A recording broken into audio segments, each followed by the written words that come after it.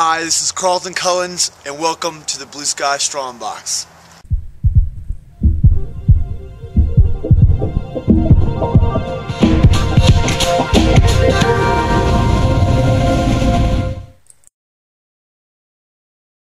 Hey, this is Carlton Cullins with the Blue Sky Strong Box here in Austin, Texas. And this week, I want to talk about stretching. And actually, I just want to show you one stretch today. It's a stretch I call the Carlton Stretch. Sometimes I call it the Kilimanjaro Stretch, but you can call it whatever you want to call it. Yes, there are a million stretches. Yes, there may be better stretches than the one I'm going to show you today. Yes, to all those questions. There's a million ways to do a million different things. So just pick one and do it well and you'll be fine. The most important thing is this stretch is to listen to your body. It's about body awareness, but I like quick things because sometimes we're in a hurry. This is a stretch that you can do anywhere. Actually, when I went to Africa a couple of years ago and I climbed Kilimanjaro, this is a stretch I did out there every day before we climbed. I've climbed some other peaks every time I've hiked, anytime I'm doing any kind of activity, if I'm playing a game of kickball, anything. If I'm fixing a workout, I always do this stretch. I do it with my clients every single day. It's a stretch that works really, really well. With that said, you've got to understand that you cannot force the body. You cannot force a muscle to stretch. You cannot force a muscle to lengthen. That is something that people in America do, and they always refer to it as a cult. America has a cult following with stretching, this concept of stretching. One of my favorite coaches is a guy named Pavel Tsatsouline, and he has a book called Relax and to Stretch. Without a doubt, that concept, relaxing into a stretch, is the best concept I've ever heard. It's nice to hear it from a strength coach because a lot of people who lift weights and do kind of stuff like that don't ever talk about stretching very much. He said he's Russian, over in the Eastern Bloc countries and over there, they do things a lot differently. They study ballet, they do gymnastics and stuff, and they're so much more typically flexible and healthier than we are. Their postures are a lot better. A lot of it has to do with their concepts with regards to stretching.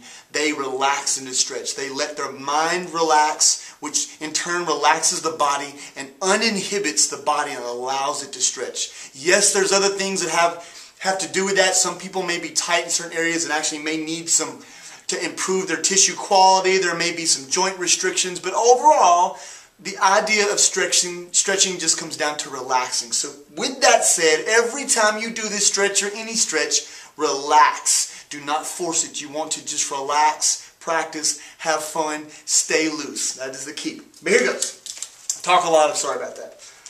But what we're going to do is you're going to grab something sturdy. Granted, you can grab a tree, you can grab the bumper of a car, you can grab a fence, you can grab a weight pole, anything. You can grab somebody else's leg. As long as that thing that you're grabbing onto is not going to fall over when you hold on to it, you're okay to grab it. But grab something pretty low.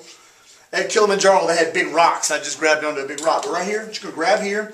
You're going to be about shoulder width apart with your feet, and your toes are going to be slightly pointed out. And what you're going to do is you're just going to sink down here.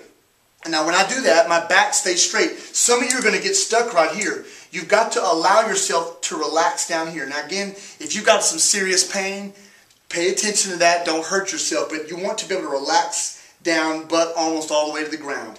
My knees are not going to the inside. They're staying out and they're directly over my toes, over my feet. It's very important. You want to push those knees apart as much as you can. Keep your back straight. Keep your chin tucked in so that your spine is completely straight. This is the bottom position. The top position, all you're going to do is come all the way up and lock your knees out. And keep your back straight. If your back rounds, it is wrong.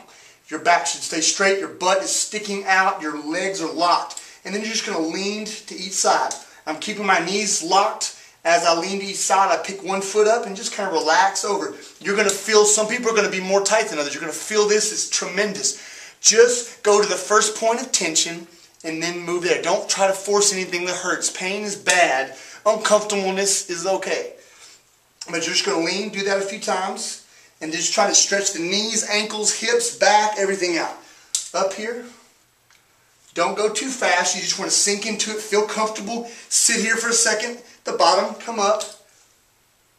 And just kind of leaning back and forth. At the end of it, I might keep my back straight and push my butt out and extend my arms all the way. Might even go to one side. Extending my shoulder girdle, stretching everything out. Arms, legs, everything. But don't go too fast. I don't know how many repetitions to tell you to do. Just do it till you start feeling like you're actually loosening up. Once you loosen up, you're good to go. It shouldn't take but a couple minutes. Go slow, relax, breathe with your diaphragm the entire time. Focus on what you are doing. All this is so important to the warm-up because the warm-up is mind and body. It's not just one thing. This stretch works well if you do it correctly, and you do it often. This is my tips for this week. If you have any questions, write me and I will see you next time.